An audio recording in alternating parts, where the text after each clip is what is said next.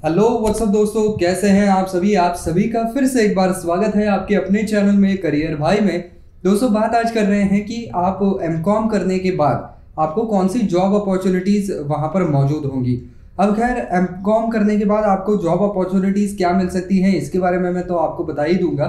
लेकिन अगर आपको एमकॉम करना भी है तो भी उसके अंदर कौन से स्पेशलाइजेशन होते हैं, जो भी कोई आपका कोर्स है उसके कंटेंट्स क्या होते हैं, या अच्छे कॉलेजेस कौन से हैं, ये भी मैं आपको बताने वाला हूँ। बाद में जॉब्स के बारे में भी बात करेंगे, इसी के साथ साथ सैलरीज के बारे में भी बात करेंगे, टॉप की कंपनियां भी मैं आपको बताने वाला हूँ। लेकिन उस सभी से पहले, अगर आप इस चैनल पर नए हैं और अब तक आपने सब्सक्राइब नहीं किया है तो दोस्तों जरूर चैनल को सब्सक्राइब कर देना है। तो चलिए दोस्तों शुरू करते हैं। तो दोस्तों, एमकॉम के कोर्स में आपको स्पेशलाइजेशन के लिए बहुत सारे सब्जेक्ट्स मिलते हैं, तो वो सब्जेक्ट मैं आपको पढ़ के सुनाता हूँ। तो यहाँ पर आप ले सकते हैं अकाउंटिंग एंड फाइनेंस, इसके अलावा मार्केटिंग है, टैक्सेशन है, साथ ही साथ यहाँ पर स्टैटिस्टिक्स है, बैंकिंग है, इंश्योरेंस है, इसके अलावा इंटरनेशनल बिजनेस ऑपरेशंस है, इकोनॉमिक्स है, एक्चुअल स्टडीज़ भी है, यहाँ पर कॉरपोरेट गवर्नेंस है, ह्यूमन रिसोर्स मैनेजमेंट भी आपको यहाँ पर जो है वो एज अ स्पेशलाइजेशन के सब्जेक्ट के तौर पर मिल सकता है।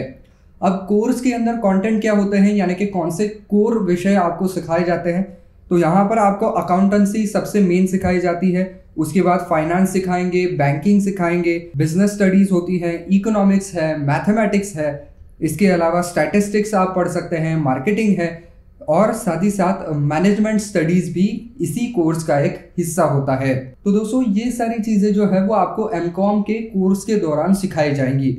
अब बात करें कि भाई इसके लिए एलिजिबिलिटी क्राइटेरिया क्या है, तो ऑब्वियसली आपका बीकॉम हुआ होना चाहिए, उसके बाद ही आप एमकॉम करेंगे, क्योंकि एमकॉम यानी कि मास्टर्स ऑफ कॉमर्स, तो आपका बेसिक पहले कंप्लीट होना चाहिए और उस डिग्री के अंदर आपको कम से कम 50% से ज़्यादा मार्क होने चाहिए। और कुछ कुछ कॉलेज तो इससे भी कई ज़्यादा मार्क्स डिमांड करते हैं, उनके कट ऑफ हाई होते हैं, तो अच्छे खासे मार्क्स वहाँ पर लेके आना बहुत ज़्यादा ज़रूरी है अगर आपको एमकॉम में एडमिशन लेनी है। अब बात करें कि अच्छे कॉलेजेस कौन से होंगे, तो उनमें से कुछ गिने चुने कॉलेजेस मैं आपको बता रहा हूँ। हालांकि कई और स्टेट्स भी हैं जहाँ पर अच्छे अच्छे और कॉलेजेस हो सकते हैं, आपके करीबी भी कोई कॉलेजेस हो सकते हैं, तो आप सभी तरफ जा करके एक बार देख के आए और उसके बाद ही डिसीजन लेंगे ऑब्वियसली। तो उनमें से सबसे पहला कॉलेज जो है वो गवर्नमेंट आर्ट कॉलेज कोयम्बतूर, उसके बाद गवर्नमेंट आर्ट्स कॉलेज करूर, और साथ ही साथ गवर्नमेंट कॉलेज राजा मुंद्री में भी है, द्रोणाचार्य गवर्नमेंट कॉलेज गुड़गांव, इसी के साथ साथ गवर्नमेंट आर्ट्स कॉलेज तिरुपुर, ये भी एक है, बाबा साहेब भीमराव अंबेडकर बिहार यूनिवर्सिटी, और गवर्नमेंट कॉलेज कोट्टायम। तो ये कुछ यूनिवर्सिटीज़ और कॉलेजेस हैं जहाँ पर एमकॉम के कोर्सेज ऑफर किए जाते हैं, और थोड़े बहुत ये लोग पॉपुलर भी है ये कॉलेजेस। तो दोस्तों, अब एक्चुअली आते हैं जॉब प्रोफाइल की ओर।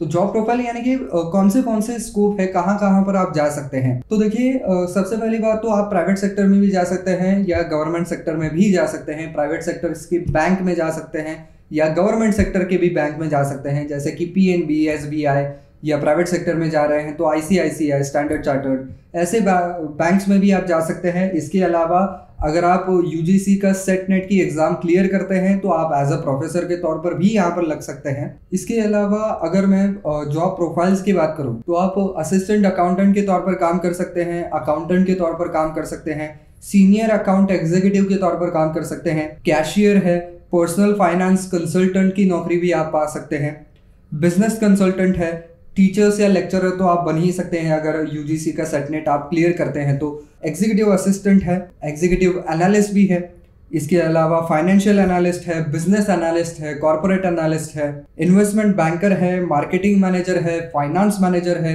और साथ ही साथ ऑपरेशंस मैनेजर के तौर पर भी आप काम पर लग सकते हैं। अगर मैं कुछ टॉप कंपनियों के नाम बताऊं जो कि गवर्नमेंट की भी हैं और प्राइवेट की भी हैं, लेकिन ये कंपनियां अच्छा खासा वहां पर आपको सैलरी दे सकती हैं, तो उनमें से सबसे पहले आता है जनपैक्ट, इसके बाद आता है Tata consultancy services limited, TCS, काफी बड़ा नाम है। इसके अलावा WNS ग्लोबल सर्विसेज भी है, ये भी बहुत बड़ा नाम है। इसके अलावा विप्रो टेक्नोलॉजीज हैं, टाटा मोटर्स हैं, भारत संचार निगम लिमिटेड, BSNL, यानी कि गवर्नमेंट का जॉब हो गया, तो इसके अंदर भी आपको काम मिल सकता है। तो ये गवर्नमेंट की और प्राइवेट सेक्टर की कुछ ऐसी कंपनियां हैं जहां पर आपको अच्छी सैलरी वाली नौकरी जो है वो मिल सकती है। तो अब मैं आपको बताता हूं कि आगे चलकर अगर आपको जॉब नहीं करना है, आपको और पढ़ाई इसमें करनी है, तो कौन से ऑप्शन आपके सामने रहेंगे। तो दोस्तों आपको एमफिल या पीएचडी के ऑप्शंस जो है वो बिल्कुल ओपन रहते हैं। इसके अलावा आप एमबीए की पढ़ाई भी कर सकते हैं। तो अगर आपका एमकॉम हुआ है, बाद में आपने एमबीए कर लिया फाइनेंस के अंदर या इंश्योरेंस के अंदर, मार्केटिंग के अंदर, किसी भी ऐसे सेक्टर में अगर आप एमबीए करते हैं तो आपका स्किल और आपका एजुकेशनल क्वालिफिकेशन तकरीबन डबल ट्रिपल माना जाएगा और आप हाईली क्वालिफाइड होने के कारण बहुत जल्दी नौकरी पा सकते हैं। इसके अलावा आप सीए की एग्जाम्स भी दे सकते हैं, आगे चलकर सीए भी परस्यू कर सकते हैं। हालांकि सीए की एग्जाम्स काफ़ी ज़्यादा टफ होती है, इसके 3 राउंड्स होते हैं और वो भी आपको क्लियर करने के बाद 2.5 ईयर्स तक आर्टिकलशिप करनी पड़ती है, जिसके बाद आपको लाइसेंस मिलता है और फिर आप अपनी खुद की प्रैक्टिस करना शुरू कर सकते हैं। तो इसके अंदर समय काफ़ी लगेगा। एक बार जो आपने शुरुआत कर दी, आप ये सारे स्टेजेस में से क्लियर हो गए, फिर आपको अच्छा खासा पैसा इसमें ज़रूर मिल सकता है। अब दोस्तों बहुत इंपॉर्टेंट चीज़ के ऊपर हम आए हुए हैं और वो चीज़ ये है कि एक एमकॉम किए हुए बंदे को, फ्रेशर को, सैलरी कितनी मिलनी चाहिए या कितनी सैलरी वो एक्सपेक्ट कर सकता है। तो अमूमन यहाँ पर आप अगर फ्रेशर हैं तो आपको कम से कम 20,000 रुपये सैलरी तो मिल ही जाएगी और ज़्यादा से ज़्यादा 30,000 रुपये तक की सैलरी आपको मिल सकती है।